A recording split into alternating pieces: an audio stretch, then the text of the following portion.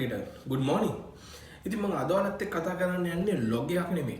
ඉතින් මම මේ වීඩියෝ එක කරන එක බලාපොරොත්තුව තමයි ඉස්සරහට මෙඩිසින් යන්න ඉන්න නංගිල මල්ලට. එහෙම නැත්නම් දැනටමත් medical faculty first year second year වගේ ඉන්න නංගිල මල්ලට මොනවද ඉස්සරහට මෙඩිකල් ෆැකල්ටි වලට වෙන්න තියෙන්නේ. එහෙම නැත්නම් මොනවද ඔයාලට මෙඩිකල් ෆැකල්ටිට ගිහිල්ලා කරන්න තියෙන්නේ කියන එක තමයි අද වීඩියෝ එකෙන් මම කතා කරන්න යන්නේ. හරි, එහෙනම් මම මුලින්ම වැඩේ මෙහෙම පටන් ගන්නම්. ඔයාලා හැමෝම දන්නවා ශ්‍රී ලංකාවේ මෙඩිකල් ෆැකල්ටි එකෙන් ඔයාලා ඉන්නේ.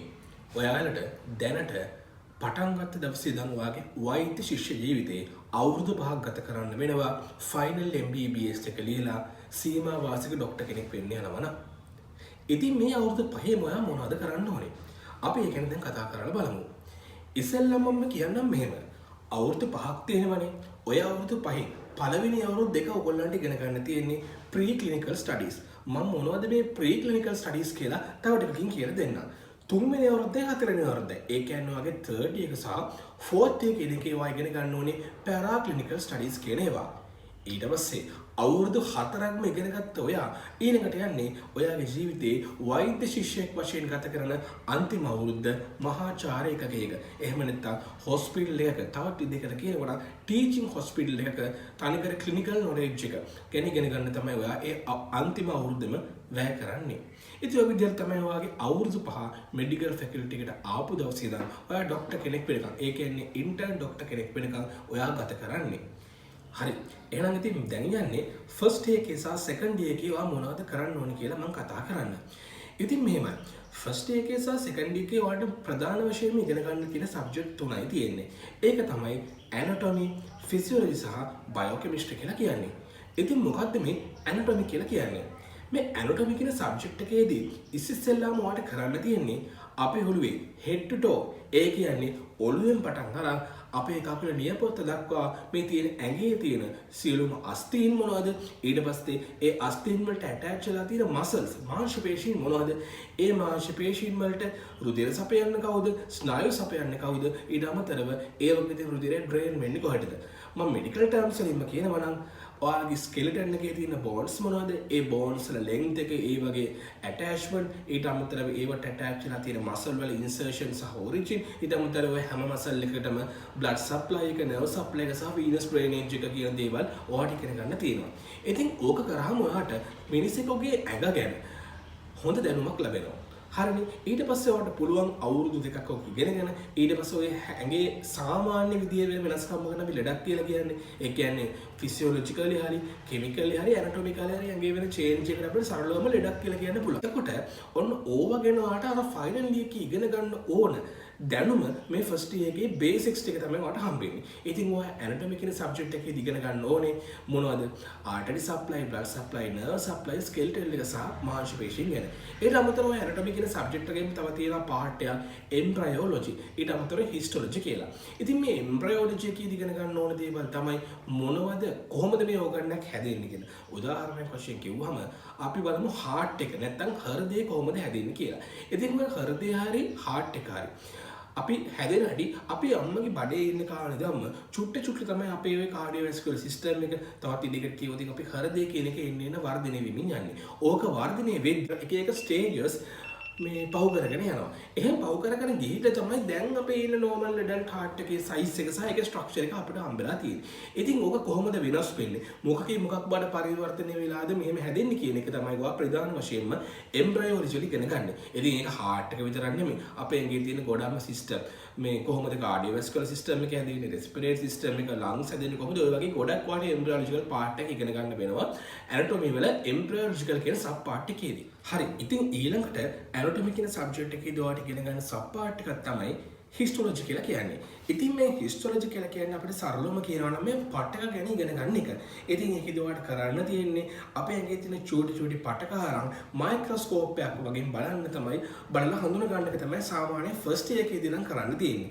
ඉතින් ඔය හිස්ටොලොජි කියන සබ්ජෙක්ට් එක ෆස්ට් ඉයර් එකේ විතරක් තියෙන එකක් නෙමෙයි. හිස්ටොපැතොලොජිස්ට්ලා කියලා විශේෂඥ වෛද්‍යවරු පවා ඉන්නවා. ඒගොල්ලන්ට පුළුවන් අපේ ඇඟේ තියෙන චූටි පටක කෑල්ලක් බලලා මෙයාට තියෙන ලෙඩේ නිර්ණය කරන්න පවා හැකියාවක් තියෙනවා. ඒ අවසාන ස්ටේජස් වලට යද්දී. ඉතින් ඔයාට මුලින්ම හිස්ටපැතලිස් කෙනෙක් ඉන්න අඩුම ගානේ ආසාවක් තියෙනවා නම් ඔයාලට බේසික් නොලෙජ් එක දෙන එක තමයි මෙන්න මේ ෆස්ට් ඉයර් එකේදී අපි කරන්නේ. ඉතින් ඒකේදී ඔයා කරන්නේ මම කිව්වා ඉලෙක්ට්‍රෝන මයික්‍රොස්කෝප් එකක් හරි නැත්නම් මොකක් හරි මයික්‍රොස්කෝප් එකකින් අපේ ඇඟේ තියෙන චූටි පටක් කැලේ ඔයාලට එක්සෑම් එකට දෙනවා. ඒව දිහා බලලා ඔයාලට කියන්න පුළුවන් වෙන්න ඕනේ මේක ඇඟේ කොතනකින් ගත්ත කෑල්ලක්ද කියලා. ඉතින් ඒක ඔයාලට එක්ස්පීරියන්ස් එකත් එක්ක ටීචර්ලා උගන්වන විදිහට සර්ලා සහ මැඩම්ලා උගන්වන විදිහත් එක්ක ඔයාලට ඒ නොලෙජ් එක අප්ග්‍රේඩ් වෙයි. හරිනේ. ඉතින් ඇනටොමි සබ්ජෙක්ට් එකේ ඕක තමයි මේන්ලි කතා කරන්න තියෙන්නේ. ඊට ඊළඟට කතා කරන්නේ ෆිසියොලොජි කියන සබ්ජෙක්ට් එකේදී මේ ෆිසියොලොජි කියන සබ්ජෙක්ට් එක ගැන බ්‍රීෆ් අයිඩියා එකක් දුන්නොත් මේ ෆිසියොලොජි කියන සබ්ජෙක්ට් එකේ මේන්ලි වෙන්නේ අපේ ඇඟේ වෙන මෙකැනිසම්. උදාහරණයක් වශයෙන් කියනවා කොහොමද ඇඟේ බ්ලඩ් ප්‍රෙෂර් එක මේන්ටේන් වෙන්නේ. ඊට අමතරව අපි කොහොමද මේ ඇඟේ හෝමියෝස්ටේසිස් එක පවත්වාගෙන යන්නේ. ඊට රුධිරයේ ග්ලූකෝස් මට්ටම පවත්වාගෙන යන්නේ කොහොමද? ඔය වගේ ඇඟේ වෙන ෆිසියොලොජිකල් මෙකැනිසම්.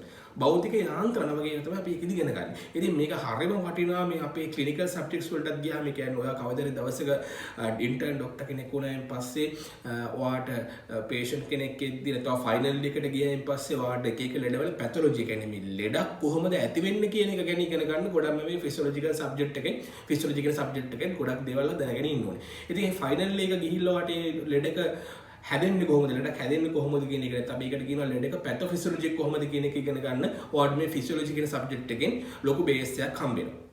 අනිත් ෆිසියොලොජි කියන සබ්ජෙක්ට් එක ඔතන මේකට ඉගෙන ගන්න තියෙන්නේ. අපි ඊළඟට යමු බයෝකෙමිස්ට්‍රි කියන සබ්ජෙක්ට් එක. ඉතින් මේ බයෝකෙමිස්ට්‍රි කියන සබ්ජෙක්ට් එකත් ඔයාලට ඉගෙන ගන්න තියෙන අපේ ඇඟේ සෛලවල වෙන රසායනික වෙනස් වීම් ගැන උදාහරණයක් වශයෙන් අපි කියනවා කොහොමද ඇඟේ ATP හැදෙන්නේ, ශක්තිය හැදෙන්නේ කොහොමද, ඇඟේ තියෙන විටමින්ස් වලින් මොනවද කරන්නේ. ඔය වගේ දේවල් ඊට අමතරව අපිට තව ඕනනම් කියන්න පුළුවන් ඇඟේ ග්ලූකෝස් මට්ටම වැඩි වෙන්නේ කොහොමද, අඩු වෙන්නේ කොහොමද ඔය වගේ දේවල්. ඊට අමතරව මිනිස්සුන්ට හොඳ නියුට්‍රියන්ට්ස් තියෙන ආහාර මොනවද, ඒ වගේ නියුට්‍රිෂන් පැත්ත වගේ දේවල් වගේ බයෝකෙමිස්ට්‍රි එකෙන් කව වෙනවා.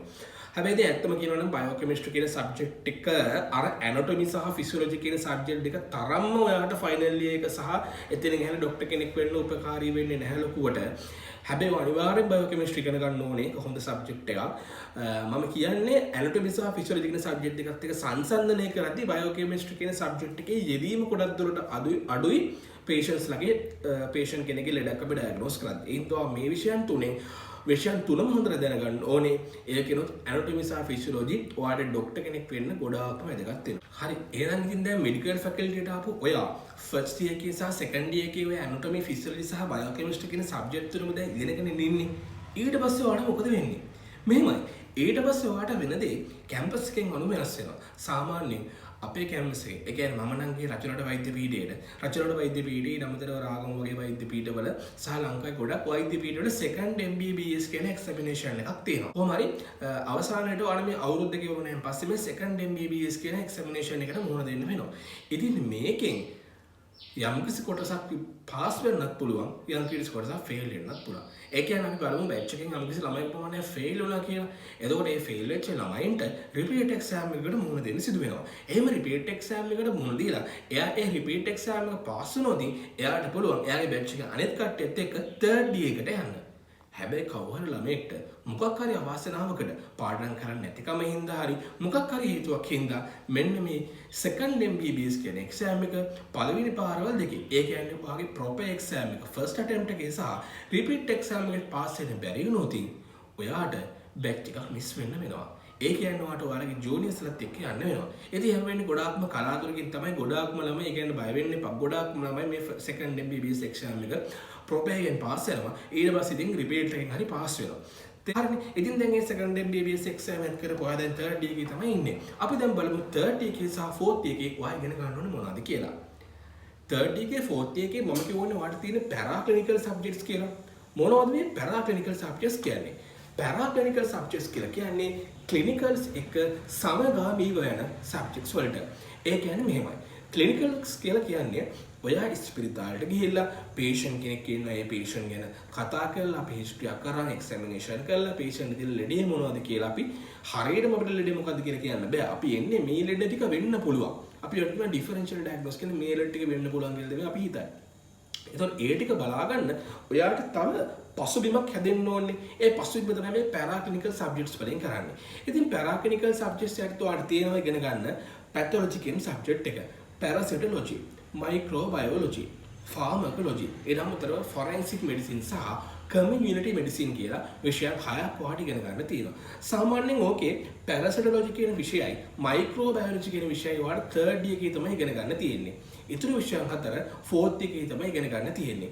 ඉතින් මේ 3rd year එකේදී ඔයාලට අර ඉතුරු විෂයන් 4ක් උගන්වනවා. හැබැයි 3rd එක අවසානයේ 3rd MBBS part 1 කියන එක්සෑම් එකට එන්නේ පැරසිටොලොජි සහ මයික්‍රෝබයොලොජි කියන විෂයන්. ඉතින් මේ පැරසිටොලොජි කියන්නේ මොකක්ද?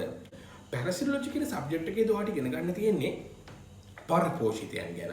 ඒ කියන්නේ කෘමීන්, ඊට අමතරව අපි කියන සර්පයන් ගැන, ඊට අමතරව තවත් කියනවා පණුවන් ගැන. ඔය වගේ අපේ ඇඟේ ඇතිවෙන පරපෝෂිතයන් නිසා ඇතිවෙන ලෙඩ මොනවද කියලා තමයි පැරසිටොලොජි කියන සබ්ජෙක්ට් එකේදී ඉගෙන ගන්න තියෙන්නේ. මයික්‍රෝබයොලොජි කියන සබ්ජෙක්ට් එකේදී ඔයාලට ඉගෙන ගන්න තියෙන අපේ ඇඟේ ඇතිවෙන ශුද්ධ ජීවීන් නිසා ඇතිවෙන ලෙඩ මොනවද? ඒ ලෙඩ වල සංකූලතා මොනවද කියලා. ඒ කියන්නේ බැක්ටීරියා කවුද අපේ ඇඟේ ලෙඩ ඇති කරන? ඒ බැක්ටීරියා හදන ලෙඩ මොනවද? ඒ වගේ වෙන පුළුවන් කම්ප්ලිකේෂන් මොනවද? ඔය වගේ ඒවට දෙන ට්‍රීට්මන්ට්ස් මොනවද? ඔය වගේ දේවල් තමයි අපිට මයික්‍රෝ කියන සබ්ජෙක්ට් එකේ නැත්නම් මයික්‍රෝ බයොලොජි කියන සබ්ජෙක්ට් එකේ ඉගෙන ගන්න තියෙන්නේ. ඉතින් ඒකේ බැක්ටීරියා, දිලීර, වෛරස් වගේ දේවල් ගැන ඉගෙන ගන්නවා. ඉතින් ওই විෂයන් දෙකත් ඔය ඉගෙන ගත්තාම පස්සේ ඔයාලට part 1 එකේ ඉවර වෙද්දී, ඒ කියන්නේ 3 වෙනි අවුරුද්ද ඉවර වෙද්දී 3rd MBBS part 1 exam එක තියෙනවා. හැබැයි මේක අර කලින් වගේ බාහිර exam එකක් නෙමෙයි. කවුරු හරි කෙනෙක් 3rd MBBS part 1 exam එක පළවෙනි පාර පාස් වෙන්නේ නැතුව, repeat exam එකත් පාස් වෙන්නේ නැතුව ගියා කියලා එයා කවදාවත් 3rd එකේ රැඳිලා ඉන්නේ. එයා එයාගේ යාළුවොත් එක්ක, ඒ කියන්නේ බැක් මිස් වෙන්නේ නැතුව අනිවාර්යයෙන්ම 4th එකට යනවා. හැබැයි එයාට 4th එකේදී ජූනියර්ස්ලත් එක්ක ඒ එක්සෑම් එක කරලා ඒක පාස් වෙන්න සිදු වෙනවා. හරිනේ. එහෙනම් මේක බැච් එකක් මිස් වෙන එක්සෑම් එකක් නෙමෙයි. ඒ කියන්නේ ඒක බාහිර එක්සෑම් එකක් නෙමෙයි. හරිනේ. කොහොම හරි කතන්දරේ මෙච්චරයි. ඔයාලට 3rd එක අවසන් වෙද්දී පැරසිටොලොජි සහ මයික්‍රෝබයොලොජි කියන සබ්ජෙක්ට් දෙකක් ඉවර වෙලා තමයි තියෙන්නේ. අපි දැන් 4th එකට යනවනේ. දැන් ඔයා 4th එකට ගියාන් පස්සේ 4th එකේදී ෆොරෙන්සික් මෙඩිසින්, කමියුනිටි මෙඩිසින්, ෆාමකොලොජි සහ පැතොලොජි ගැන ඉගෙන ගන්න ඕනේ. මම තාක් ගාලා සරලව කියන්නම්. පැතොලොජි වල අපිට ඉගෙන ගන්න තියෙන්නේ අපේ ඇඟේ මොකක් හරි ලෙඩක් හැදෙන්නේ කොහොමද කියන එක. උදාහරණයක් වශයෙන් කියනවා නම් heart attack එකක් මිනිස්සුන්ට එන්නේ ඇයි? heart attack එකක් එන්නේ කොහොමද? ඒක වෙන හැටි තමයි අපි පැතොලොජි කියන සබ්ජෙක්ට් එකේදී ඉගෙන ගන්න. ෆාමකොලොජි කියන සබ්ජෙක්ට් එකේදී ඉගෙන ගන්නේ ඒ ලෙඩ වලට දෙන්න පුළුවන් බෙහෙත් මොනවද කියන එක. ඒ බෙහෙත් වල side effects මොනවද? complication මොනවද? තමයි අපි ඒකෙදී ඉගෙන ගන්න. ඊට පස්සේ කමියුනිටි මෙඩිසින් කියන සබ්ජෙක්ට් එකේ දැන් කතා කරන්නේ ප්‍රජා සෞඛ්‍ය ගැන. කමියුනිටි මෙඩිසින් කියන එකේ සහ කමියුනිටි මෙඩිසින් කියන සබ්ජෙක්ට් එකේ ඉන්න සර්ලා ඒකෙන් කරන්නේ ලෙඩක් ඇතිවෙන එක වළක්ව ගන්න මොනවද අපි කරන්න ඕන ක්‍රියාමාර්ග කියලා. ඉතින් ඔයාලා හොඳටම දන්නවා දැන් අපි කොරෝනාත් එක්ක තමයි ඉන්නේ. ඉතින් මේ කමියුනිටි මෙඩිසින් එකේ ඉන්න කමියුනිටි මෙඩිසින්ස්ලා කියන්නේ එපිඩිමියොලොජිස්ට්ලා වගේ කට්ටිය කරන්නේ ඉස්සරලා කරන දේවල් තමයි මෙන්න මේ ලෙඩක් ඇති වෙන වළක්ව ගන්න කොහොමද? මේ ලෙඩේ ස්ප්‍රෙඩ් වෙන එක වළක්ව ගන්න කොහොමද කියලා. ඉතින් ඒක එහෙනම් ඒ කමියුනිටි මෙඩිසින් කියන සබ්ජෙක්ට් එකේ ඔයාලට ඉගෙන ගන්න තියෙන්නේ කොහොමද ප්‍රජා සෞඛ්‍ය ලෙඩක් ඇති වෙන එක වළක්ව ගන්න කොහොමද? මොකක් හරි ලෙඩක් ආවොතින් එක ප්‍රදේශයක එකපාර ව්‍යාප්ත වුණොත් කොහොමද අපේ ව්‍යාප්ත වෙන එක අඩු කරගන්නේ? ඔය වගේ දේවල් තමයි අපිට කතා කරන්න තියෙන්නේ. ඊට අමතරව අපි කතා කරන්නේ ෆොරෙන්සික් මෙඩිසින් ගැන. මේක ඉතා හොඳ විෂයක්. ඒකට හේතුව තමයි දැන් කවුරු හරි පුද්ගලයෙක් අපි හිතමුකෝ මැරිලා ඉන්නවා කියලා. එයා මැරුණේ කොහොමද? සියලු විනාශා ගැනීමක්ද? නැත්නම් එයාව කවුරු හරි මරලාද? අන්න ඔය වගේ දේවල් අපි අදාළ පුද්ගලයා දිහා බලලා ඒකේ බෝන් වල වෙන වෙනස් කීම් එක මාංශ පේශි වල වෙනස් කීම් ෆිසියොලොජිකල් ෆන්ක්ෂන් වල වෙනස් වීම මේ වගේ දේවල් ගැන බලලා අපිට පුළුවන් ෆොරෙන්සික් මෙඩිසින් කියන සබ්ජෙක්ට් එකෙන් ඒ වගේ දේවල් ඉගෙන ගන්න. ඉතින් ඕක ටික තමයි ඔයාලට 4th එක විදිහට ඉගෙන ගන්න තියෙන්නේ. ඉතින් 4th එක අවසරත් ඔයාලට එක්සෑම් එකක් තියෙනවා. මේකට කියන 3rd MBBS part 2 එක්සෑම් එක කියලා. ඒක පාස් වුණොත් ඔයාලට යන්න පුළුවන් ෆයිනල් එකට. ඒක හදිස්සියෙන් හරි ෆේල් වුණොත් ඔයාලට රිපීට් එක්සෑම් එක කරලා හරි කමන්නේ ෆයිනල් එකට යන්න පුළුවන්. රිපීට් එක්සෑම් එක කරගන්න බැරිවොත් ඒත් කමන්නේ ඔයාලට ෆයිනල් එකට ගිහිල්ලා ෆයිනල් එක්සෑම් එක ඉවර වෙන්න කලින් ඔය සබ්ජෙක්ට් කරන්න බැරි වෙච්ච ඒවා කියන්නේ ෆේල් වෙච්ච ඒවා අනිවාර්යෙන්ම කරන්න ඕනේ. 3rd MBBS part 2 එක්සෑම් එක ෆේල් වුණා කියලාවත් ඔයා කවදාවත් ආයෙ බැක් මිස් වෙන්නේ නැහැ. අපි ඊළඟට ෆයිනල් එකට ගිහලා මොනවද කරන්න ඕන කියලා බලමු.